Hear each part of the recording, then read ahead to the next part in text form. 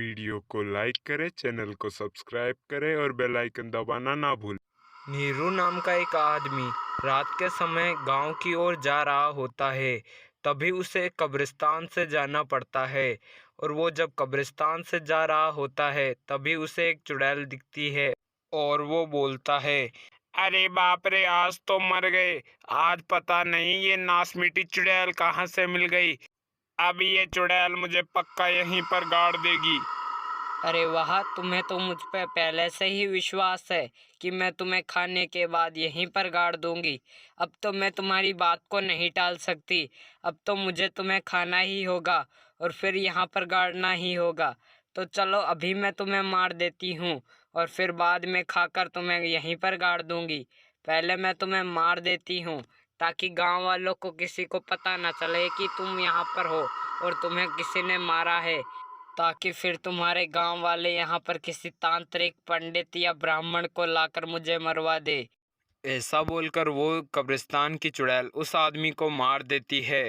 और फिर अगले दिन गांव के सरपंच को इस बात का पता चलता है और वो उसी बारे में सोच रहा होता है। तभी वो बोलता है, अरे पता नहीं हमारे गांव के लोगों को किस कब्रिस्तान की चुड़ैल ने मारा है। हमारे गांव के पास जो कब्रिस्तान है उससे वो चुड़ैल हमारे गांव के लोगों को मार रही है। अब मुझे कोई ना कोई सॉल्यूशन तो इसी बात का लगाना ही होगा, वरना हमारा पूरा गांव खाली हो जाएगा और फिर मैं यहाँ का सरपंच ही नहीं रहूँगा।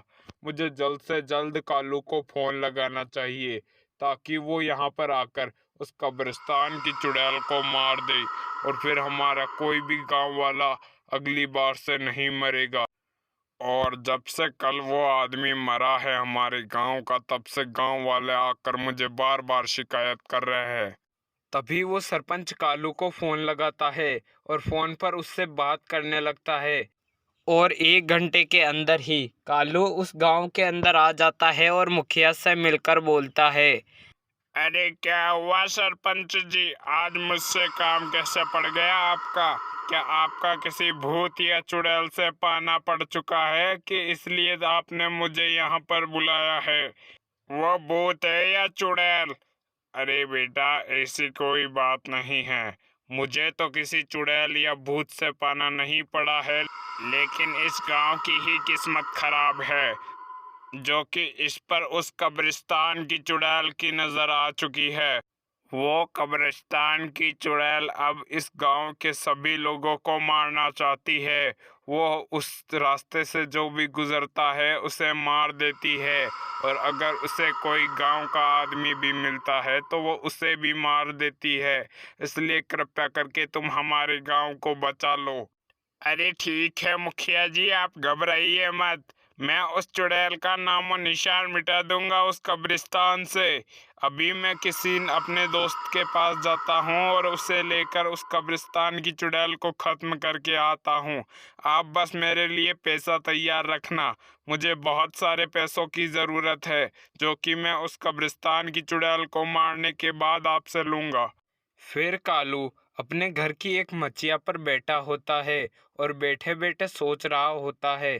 तभी वो कालू बोलता है, अरे भैया, मैंने कह तो दिया सरपंच जी को कि मैं उस चुड़ैल को मार दूंगा और उसका नामो निशान मिटा दूंगा, लेकिन अब मैं करूँ तो करूँ क्या?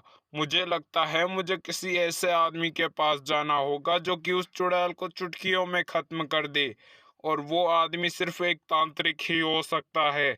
मैं अभी अपने तांत्रिक के पास जाता हूँ और उसे कहकर उस चुड़ैल को मरवाता हूँ। मुझे उस तांत्रिक के पास जाना होगा क्योंकि उसके अलावा और कोई उस चुड़ैल को नहीं मार सकता। ऐसा बोलने के बाद कालू अपने घर से निकलकर तांत्रिक की ओर जाने लगता है। वो तांत्रिक पहाड़ों के नीचे होता है। तभी कालू उसके पास पहुंचता है और तांत्रिक बोलता है, अरे कैसे आना हुआ कालू? क्या कोई काम है मुझसे? क्या किसी चुड़ैल या भूत प्रेत को मरवाना है मुझसे? जल्दी बताओ। जो भी काम हो, मेरी फीस तो तुम्हें पता है ना कि 1,000 रुपए से 1 रुपया कम नहीं लेता हूँ मैं। अरे तांत्रिक जी, आप तो सबसे बड़े ज्ञानी निकले। आपको कैसे पता चला कि मैं चुड़ैल या भूत के कारण से ही यहाँ पर आया हूँ? अरे हाँ, आप तो एक तांत्रिक हो ना। आप इसके अलावा और काम भी क्या कर सकते हो? हमारे गांव के अंदर एक कब्रिस्तान है और उस कब्रिस्तान पर एक चुड़ैल रहती है। आप कृपया करके उसे मार दो। अरे बेटा, तुम चिंता मत लो, तुम बस पैसे तैयार रखना। अभी हम दोनों चलते हैं और उस कब्रिस्तान की चुड़ैल को मार कर आते हैं। चलो जल्दी। ऐसा बोलकर वो दोनों कब्रिस्तान में पहुंच जाते हैं और तभी चुड़ैल बोलती है। अरे ओ तांत्रिक, तुम अपने हाथ में छुरा लाए हो, इसके हिसाब से तुम मुझे मारना चाहते हो और इस ख्वाब को तुम अपने दिमाग से निकाल दो। तुम मुझे कभी भी नहीं मार पाओगे। मैं तुम जैसे तांत्रिकों से काफ़ी ज़्यादा शक्तिशाली हूँ। अरे ए चुड़ैल, तू अपनी शक्तियों पे इतना घमंड मत किया कर। मैं तुमसे कई गुना शक्तिशाली हूँ। मैं हिमालय जैसे पर्वतों पर भी तपस्या कर चुका हूँ और तुम जैसी 100 चुड़ैलों को मारने का दम रखता हूँ। ऐसा बोलकर वो तांत्रिक उस चुड़ैल को मार देता है और फिर उस कब्रिस्तान की चुड़ैल का अंत हो जाता है।